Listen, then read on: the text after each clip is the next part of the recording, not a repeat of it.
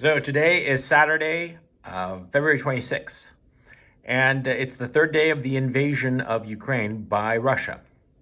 Now, the people in the United States do not seem to understand what is going on insofar as Russia's invasion is concerned, because they keep saying that Russia is failing, which is the weirdest comment.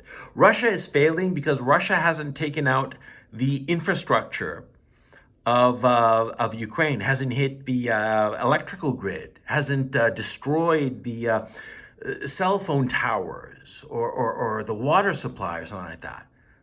It's just remarkable. They keep insisting that the Russians seem to advance and then retreat whenever they meet any resistance. And it's just a failure of imagination on the part of so many American commentators that they do not seem to understand what Russia is really doing with this invasion. Because you see, the American mode of war is to go to a country and destroy everything.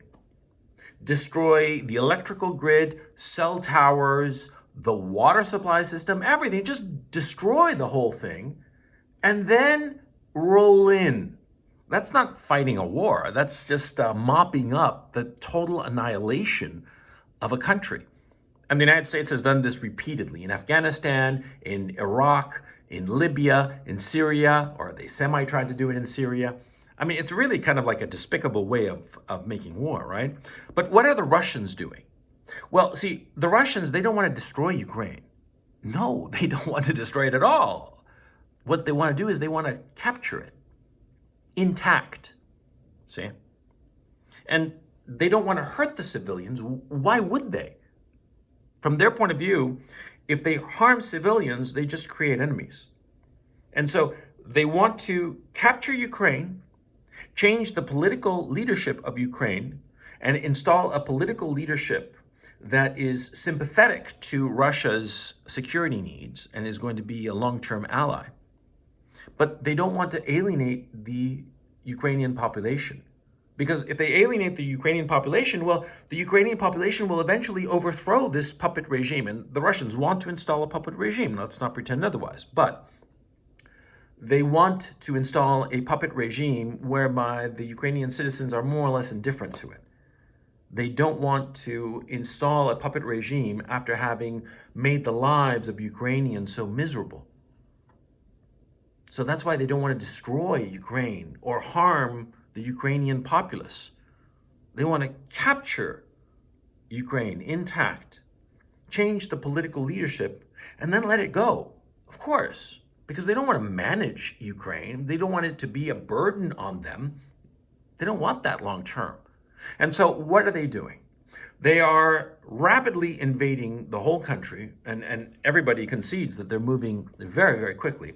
But they're not hitting any civilian infrastructure. They're only hitting military targets. And they are relentless in hitting the military targets, but always with a certain degree of caution. And I'll explain why in just a moment. But they're hitting military targets. They are avoiding civilian populations and civilian infrastructure. And when they go to a city or a destination, when they encounter any resistance from the Ukrainian army, any serious resistance, they stop and pull back. Because what are they doing? They are encircling. That's their whole strategy. And it's very simple. And if you look at a map, you'd realize it. What the Russians are doing is that whenever they go to a major city like Kiev, like Kharkov, and soon enough they're going to be in Dnipro, when they get to those cities, they go up to those cities and they meet some resistance and then they pull back. And they allow their forces to start to surround it. And that's the strategy they're employing in Kiev. That's the strategy that they're employing in Kharkov. They are encircling these cities. And once they've completely encircled them, what will they do? They'll wait. That's what they'll do.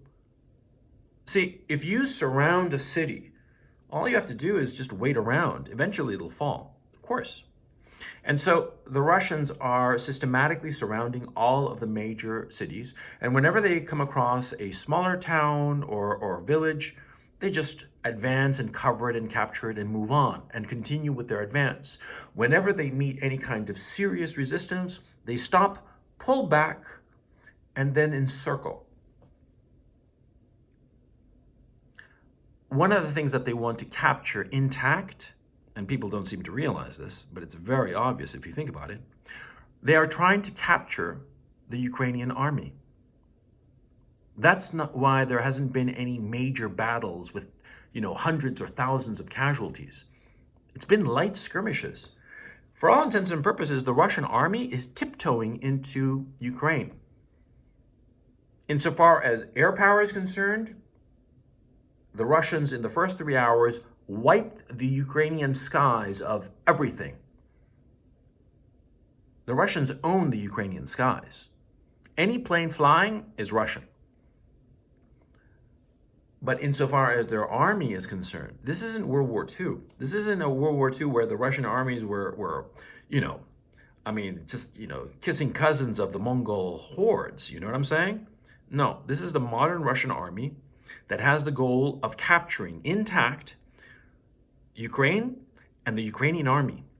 Because the Russians realize that once they have captured Ukraine and changed the political leadership, they will need an army to protect and look after the Ukrainian state and the Ukrainian people and the Ukrainian land. They don't want to destroy the Ukrainian army. They could do that if they wanted to. They would have done that already. They own the skies over Ukraine. Their goal is to capture Ukraine, capture the Ukrainian army with as little casualties as possible to the Ukrainian army. And that's why whenever they come up against serious Ukrainian resistance, they keep consistently pulling back. And in the West, this is interpreted as the Russians are weak, which is so weird. It's like the Russians are so weak, they're not advancing as fast. That is a separate issue that I'm going to get to in just a moment. But the Russians are so weak because they're not obliterating the Ukrainian army. Because that's what the Americans do. They obliterate anything that crosses their path. Friend or foe, they don't really care. But the Russians do care. That's why they're not obliterating the Ukrainian army when they could.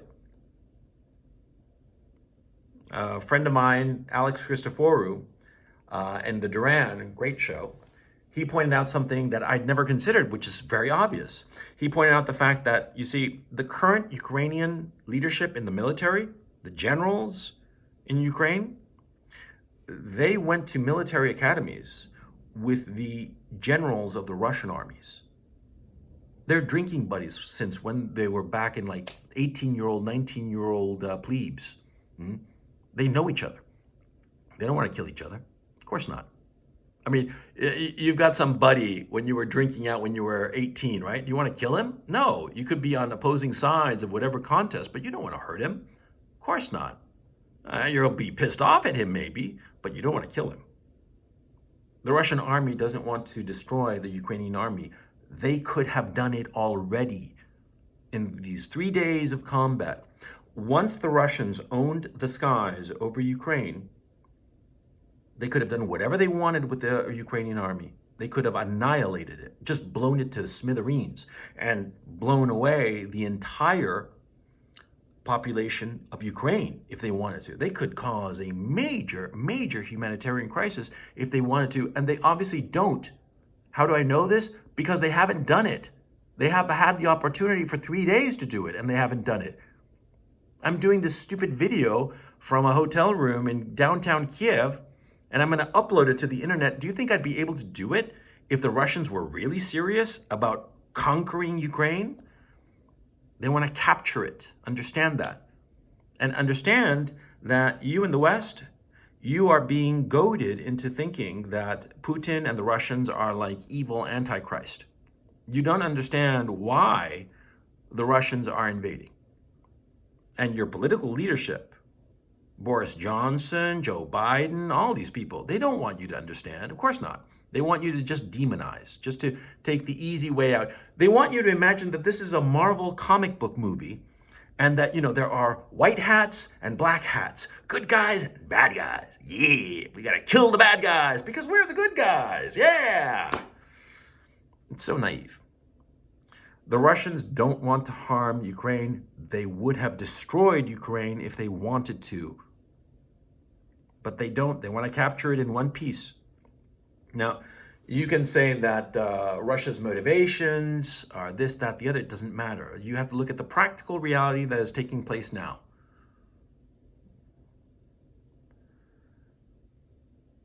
What really bothers me, and perhaps this isn't a wise thing for me to say while I'm still in Ukraine under the Zelensky regime. What really bothers me is that the Zelensky regime has no trouble causing a humanitarian crisis. In fact, they welcome a humanitarian crisis. They would love to see dead Ukrainians. And I know this for a fact. And do you know how I know this for a fact? Because the Zelensky government has been handing out AK-47s willy-nilly to the civilian population.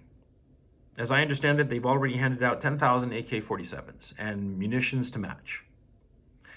Now, you see, if you've never had any kind of military experience, you, with a weapon like that, you can become extremely dangerous to all the people around you and to yourself. It takes training to operate a firearm. You have to know what you're doing. It's not a casual thing, okay? It's not like in the movies. It's very, very dangerous. And you can harm yourself before you harm anybody else. And the harm you can cause to others is, it's incalculable and you can't take it back. Now, the Zelensky regime is handing out these weapons, teaching people how to use Molotov cocktails, how to make Molotov cocktails and use them themselves. They want to foment the people to fight the war against the Russians. And the thing is, see, the Russians have professional soldiers. Now, these professional soldiers, they carry a weapon, they know what to do with the weapon. And if they see somebody armed, be it a man in a uniform or just a civilian with an AK-47, well, they're going to shoot him, okay? And so that civilian will be dead, and that will present a great photo op now, won't it? So that Zelensky can wrangle some European country or the Americans or whomever to come in and get involved in this war and potentially escalate the situation to levels that are unimaginable. The Zelensky regime is doing something frankly evil, because it is evil to put civilians, to encourage civilians to do something that incredibly dangerous and irresponsible. The Zelensky regime has also put heavy weaponry in civilian population centers. Now, these heavy weapons, howitzers and whatnot, they're dangerous. And so the Russian army has every right and obligation to destroy such heavy weapons. But of course, when trying to destroy such weapons, it's inevitable that you're not going to quite hit the weapons when you try to aim for them. You're going to hit around the weapons. And therefore, if these weapons are in the middle of apartment complexes, you're going to have Russians shelling apartment complexes, killing innocent civilians. The Zelensky regime is putting these weapons in the middle of populated areas precisely because they want to have this happen. And I'll tell you something else that the Zelensky regime is doing. They are forcibly conscripting men between the ages of 18 and 60. They are not allowing them to leave the country, and if they try to leave the country, they are arrested and forcibly conscripted. That is, forcibly put into the Ukrainian army. Now, what has happened because of this? Well, just about every man between the ages of 18 and 60 is running away from the cities. That's why there are so many refugees. It's not that they're seriously thinking that the Russians are going to shell and destroy their apartments or their homes or whatnot. They're afraid of getting arrested and forcibly conscripted. The women and the young children and old men are having to hide these men who are between the ages of 18 and 60. And by the way, this isn't something that I heard. People that I know personally, people that I do business with, I know them. I've gone drinking with them, eating with them, doing deals with them. They've had to leave Kiev for fear of being forcibly pressed into the Ukrainian army. Middle-aged men, farts like me, who are out of shape, we're real good at some business deal, but crappy at carrying a backpack and a weapon, with no experience whatsoever in such activity. And the Ukrainian government, the Zelensky regime, is doing this. And why do you think they're doing it? Well, first of all, you don't forcibly conscript men into your army if you think that you're winning. Now, do you? Of course not. Number one. And number two, by having this forcible conscription, you scare all the men and you create, all on your own, a whole class of refugees, of people fleeing the cities. They're not afraid of the Russians. They're afraid of the Ukrainian regime that is trying to press them into service. That's what's going on. And so you see all the video images of people fleeing the city, and you in the West, you in the United States and Western Europe think, oh, they're afraid of the Russians. No, they're afraid of the Zelensky regime. But I have to say that the issue of handing out weapons to civilians who don't know how to handle them, that is the thing I find most despicable. Because they are willing to have these poor civilians who know nothing of weaponry become martyrs. Because the Russian soldiers who see some civilian with a gun, well, what do you think he's going to do? He's going to shoot him. And that innocent civilian who doesn't even know how to hold the damn weapon is going to die needlessly for nothing, for absolutely nothing. And I find that despicable. I find that truly evil. Also, the Zelensky regime can get a nice photo op. That's what's going on.